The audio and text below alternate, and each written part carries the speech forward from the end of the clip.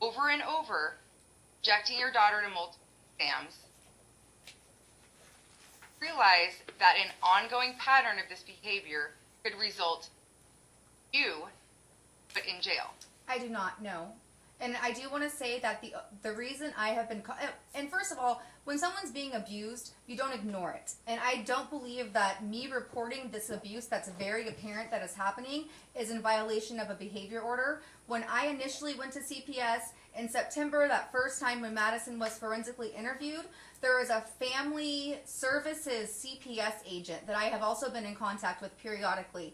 Her direction to me was to report every single thing to the hotline. She said, every single time Madison tells me something, call the hotline. Every time I get new information, call the hotline, so it can all be documented. So I'm doing what I believe is right for my child. Okay. Have you heard of a case called Mac Manley? No. Okay. You know that if you are making allegations that are found to be without reasonable grounds, that you can be sanctioned, pay all of Brooks's attorney's fees, and ultimately be put in jail for contempt. I don't know that. And the last, 7 or 8 times I've called the hotline, Madison has had physical injuries that are apparent and visible. And not only have I seen them, but the Donna's House employees have also witnessed them. So I don't think that these are unfounded, calls. These are calls because Madison is physically injured. Don't you think that the authorities will determine that? Well, they can't determine it if I don't give them that information. Right, but they haven't determined that there's anything going on that would require a finding that Brooks has abused daughter. Yes, I'm learning that it's very hard to prove this. Okay, because you're saying that there's visible marks that show that she's being abused. Yes. And nobody else is making that conclusion except for you. Not true. Okay, so who has made that conclusion? So, at Donna's house, Madison's hands have been, the times that I had seen her, which Mr. Johnson had canceled 2 of the visits. I know that the last visit that I was supposed to have, Mr. Johnson had an injury, but the week prior to that, he also canceled that visit. But the 3 prior visits to the, that last cancellation, Madison was in very, very bad shape, okay? Extremely bad shape. Her hands were raw and bruised. So the first time I noticed her hands, she had 3 bruises here in the center. The sides of her hands, by her pinky area, extremely red, inflamed, and chafed, which means something had been in contact with her hands over a long period of time that has started to cause the skin to wear off. The Donna's House employee that first initial time came over, we were playing with something, and she said, "What happened to your hands?" I did not point out the injury. She noticed it right away, okay? The following visit after that, Madison's hands were not bruised, but they were very, very red and swollen, okay? Super swollen.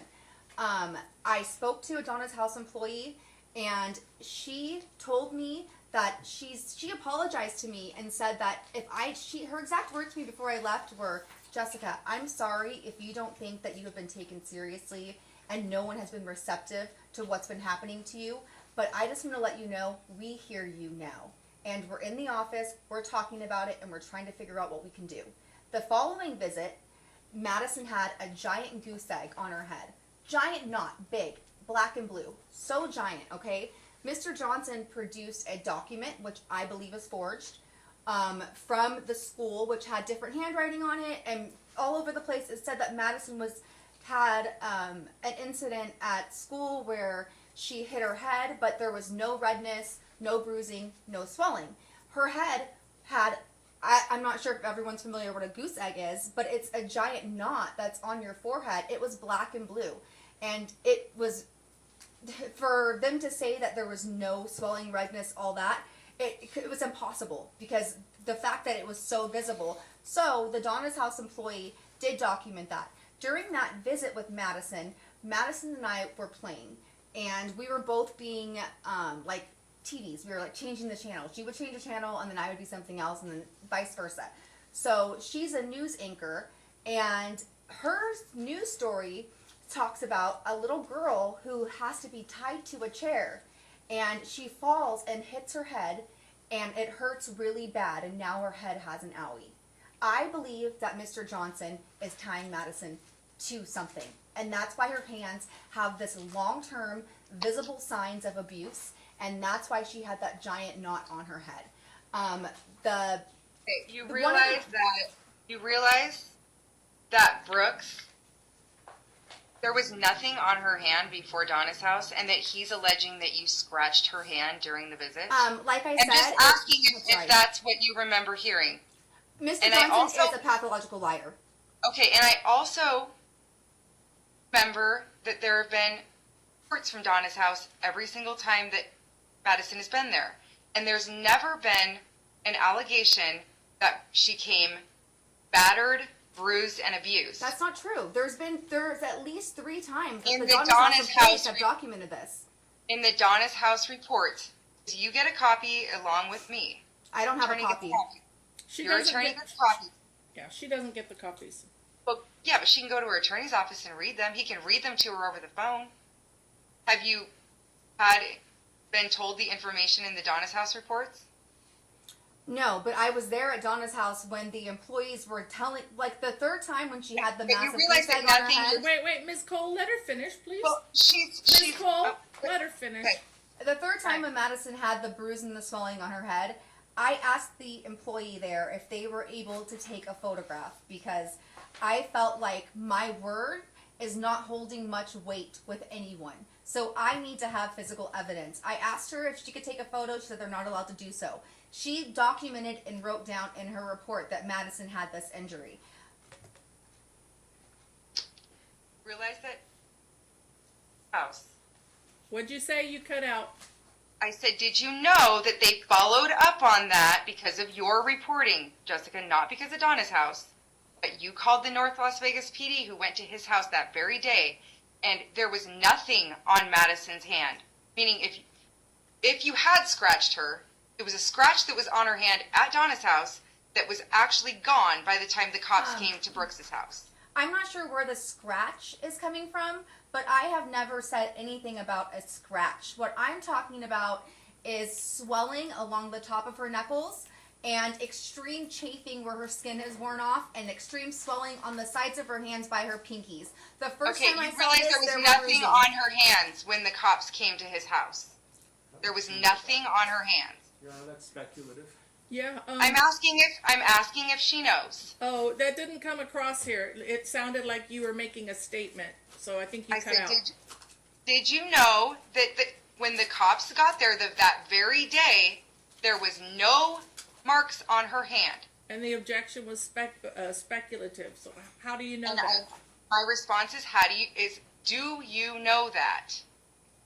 Do you know whether or not that's true? Is No, that what I you're don't. saying? I don't know. I don't know.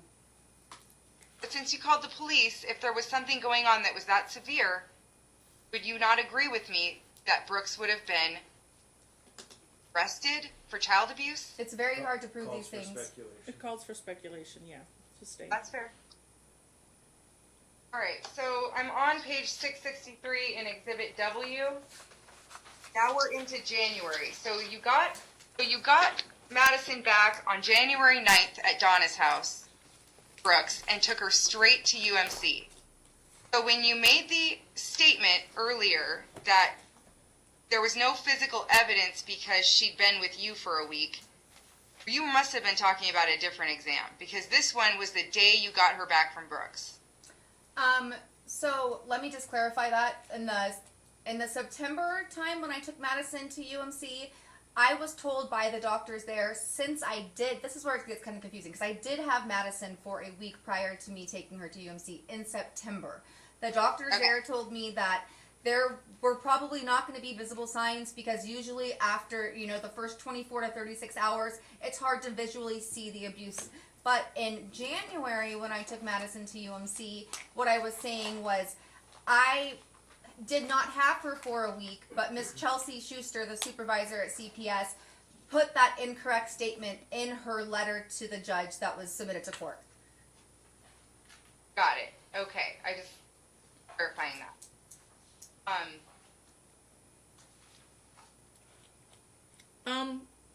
It's 10 till 4. Is it a good time to take a break, Miss Cole, or Yeah, that's fine. can we take 10 minutes? Yes? All right. Yes. Thank you.